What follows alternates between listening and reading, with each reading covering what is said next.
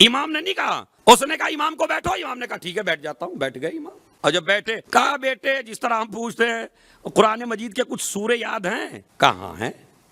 اب دیکھیں امام بھی کس طرح امتحان لے رہا ہے، یہ سمجھ رہا میں امام کا امتحان لے رہا ہوں، امام اس کا امتحان لے رہے ہیں. کہا سنائیے، کہا کیا سناؤں؟ کہا انا اعطیناک سنائیے، انا انزلنا سنائیے. چھوٹے چھوٹے سورے امام نے سنانے شروع کیے. ایک مرتبہ کہنے لگا ہاں باپ نے اتنا تو یاد کرا ہی دیا ہوگا، اتنا تو یاد کرا ہی دیا ہوگا باپ نے. کہنے لگا بڑے سورے. اب امام نے یہاں سے اپنا علم ظاہر کرنا شروع کیا. کہا بڑے سوروں کا مسئلہ یہ ہے کہ تم بتاؤ کون سا سناؤں. ارے بھائی محفل ہے، توجہ چاہتا ہوں. تم بتاؤ کون سا سناؤں؟ سورہ بقر سناؤں، سورہ نساء سناؤں، سورہ آل عمران سناؤں؟ بتاؤ کون سا سناؤں. اور خالی سورہ نہیں سناؤں گا، اس کی تفسیر بھی بتاؤں گا، اس کا شان نزول بھی بتاؤں گا، کون سی آیت کہاں اتری یہ بھی بتاؤں گا، تیرے دل میں کیا تفسیر ہے یہ بھی بتاؤں گا، ہم کیا جانتے ہیں یہ بھی بتاؤں گا. جو تم کہو وہ بتاؤں. قرآن کی تفسیر بتاؤں، کہاں نازل ہوئی یہ بتاؤں، قرآن مجید کی آیتیں کس جگہ کون سی، کتنی آیتیں، کون سی مکی، کون سی مدنی، کون سی محکم، کون سی متشابہ، کون سی مومن کے بارے میں، کون سی منافق کے بارے میں. ابھی اتنی تفصیل تو اس کے ذہن میں بھی نہیں تھی. اما قرآن کا امتحان اس سے لینے چلے ہو جس کا دادا آتے ہی نبی کے ہاتھوں پہ قرآن سنا دے. سناؤ. آج سنانا شروع کیا امام نے. یا محفل ہے تو میں لفظوں کو سجا کے کہہ دوں قرآن ناطق کی زبان پر جو قرآن صامت کی آیتیں جاری ہونے لگی. اب حیران، ارے پسینہ آنے لگا. اتنا بڑا عالم یہ بچہ، اتنی نالج تو مجھے بھی نہیں ہے، اتنا علم تو مجھے بھی نہیں ہے، اتنی چیزیں تو مجھے بھی نہیں آتی. گیا اٹھ کے دوسرے دن پھر آیا. امام نے پھر ابھی بولنا چاہا کسی مسئلے پر، علم رجال پر، علم کلام پر، علم اصول پر، منطق پر، سائنس پر، جس چیز پہ بھی بولتا ہے ادب پر وہ یہ شروع کرتا ہے، امام اس کو انتہا تک پہنچا دیتے ہیں. تیسرے دن کہنے آیا لگا سرکار پڑھنے نہیں آیا ہوں، پڑھنے آیا ہوں، آپ مجھے تعلیم دیجئے. اب اگر ہم جیسا کم ظرف کوئی ہوتا تو ہم کہتے لوگوں میں تو یہ نشر ہے، تم ہمیں پڑھانے آتے ہو، پہلے تم مجمع میں اعلان کرو. مگر یہ امامت ہے. یہ نہیں کہا. امام نے کہا ٹھیک ہے آؤ. آیا. کئی مہینے گزر گئے اور اب ایسا لگتا ہے امام کے سامنے کہتا ہے جیسے ابھی تک میں نے کچھ پڑھا ہی نہیں تھا. پورے مدینے کا سب سے بڑا عالم جب 6 سال کی عمر کے بچے کے سامنے بیٹھتا ہے تو کہتا ہے ایسا لگتا ہے جیسے میں نے ابھی تک کچھ پڑھا ہی نہیں تھا. اب مدینے کے گورنر نے عبداللہ جنیدی کو بلایا. دیکھیں بھائی کتنی دلچسپ ہسٹری ہے امام کی. بلایا، کہنے لگا کہ بھائی عبداللہ جنیدی ماشاءاللہ بچہ کیسا چل رہا ہے، جسے ہم پوچھتے ہیں اپنے الفاظ میں بچہ کیسا چل رہا ہے. تو ایک مرتبہ پہلے کہنے لگا پہلے تم مجھے یہ بتاؤ گورنر صاحب کہ پورے مدینے میں سب سے بڑا عالم کون ہے. کہا آپ ہیں. کہا خدا کی قسم کھا کے کہو. کہا خدا کی قسم ہماری نظر میں آپ سے بڑا کوئی عالم نہیں ہے. جیسے ہی کہا جس طرح تم خدا کی قسم کھا کے کہہ رہے ہو، بھائی ایک ایک آدمی کا ہاتھ اٹھے انشاءاللہ دیکھیں میرے مولا کی فضیلت ہے. کہا جس طرح تم قسم کھا کے کہہ رہے ہو کہ پورے مدینے میں مجھ سے بڑا عالم نہیں ہے، میں وہی عالم قسم کھا کے کہتا ہوں اسے بچہ نہ کہنا. اس نے کہا بچہ نہ کہوں تو ہاشمی کہوں. کہا ہاشمی بھی نہ کہو، سید الہاشمیین. اب میں دیکھتا ہوں آپ کا امتحان ہے اس جملے کے اوپر. ہاشمیوں کا سردار کہیے. کہا چلیے ہاشمیوں کا سردار کیسا چل رہا ہے.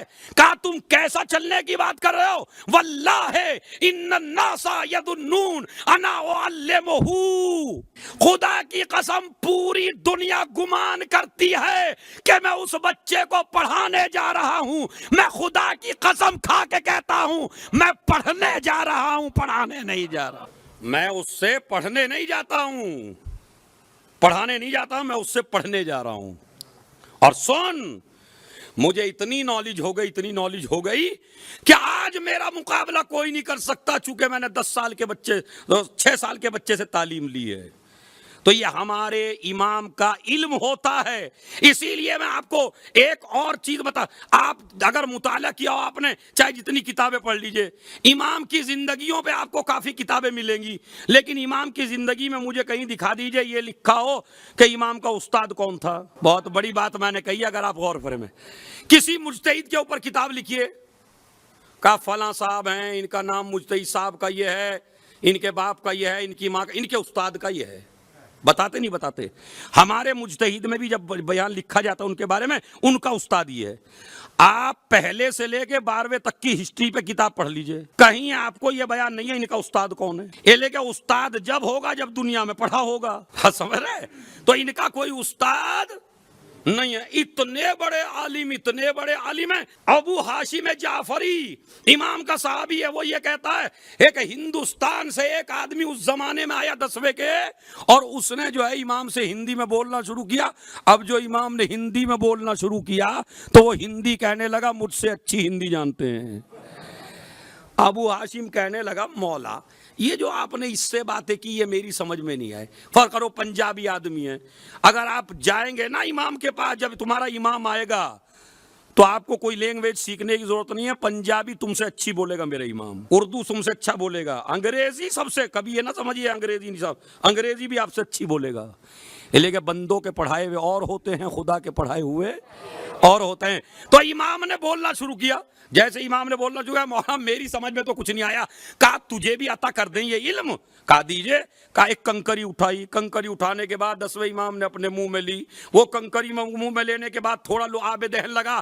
ابو ہاشم جعفری سے منہ میں لے لو. اب جو منہ میں لیا تو کہتے ہیں جیسے ہی امام کا لعاب دہن میرے منہ کے اندر گیا 70 زبانوں کا مالک بن گیا. 70 زبانیں آ گئی مجھے اسی وقت، اور میں 70 زبانوں میں مہارت حاصل کر لی. کیوں؟ یہ لعاب ہے. لعاب عام آدمی کا لعاب نہیں ہے، یہ امامت کا لعاب ہے. جب امامت کے لعاب کی یہ شان ہے تو رسالت کے لعاب کی شان کیا ہوگی؟ اسی لیے علی جب منبر پہ بیٹھ کے سلونی کا دعویٰ کرتے تھے تو مجمع سے کہتے ھذا لعاب رسول اللہ، یہ رسول کے لعاب کا اثر ہے. صلوات بھیج دیں محمد اور آل محمد.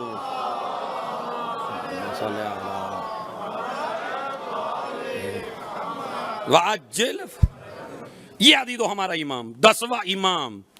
اسی لیے ملک، بس ایک بات اور بتا کے، بعد ملک تھا، ملک روم، بادشاہ روم، اس نے ایک حدیث پڑھی.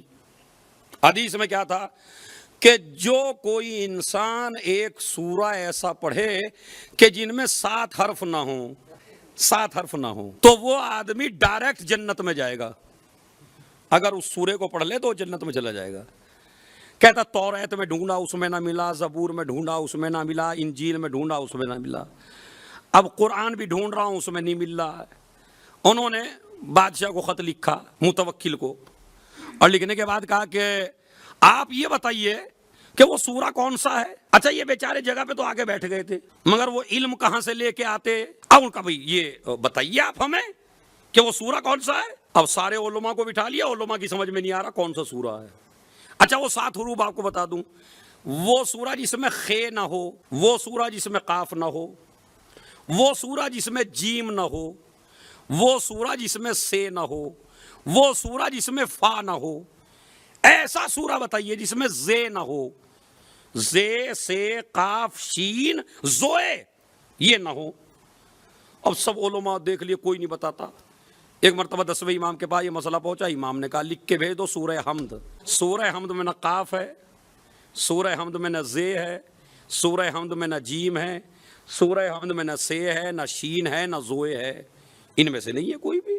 اور نہ اچھا امام نے ریزن بھی بتایا، کہا اس لیے کہ ان حروف سے جہنم کے 7 طبق بنتے ہیں. جیم سے جہیم ہے مثلا، جہیم صحیح ہے، مگر اس سورے کے لیے ہے، وہ خالی پورے قرآن کے لیے، ورنہ قرآن مجید میں تو ہیں، اس سورے میں نہیں ہے. کیونکہ اس لیے کہ اللہ کو اس میں رحمان اور رحیم کہا گیا.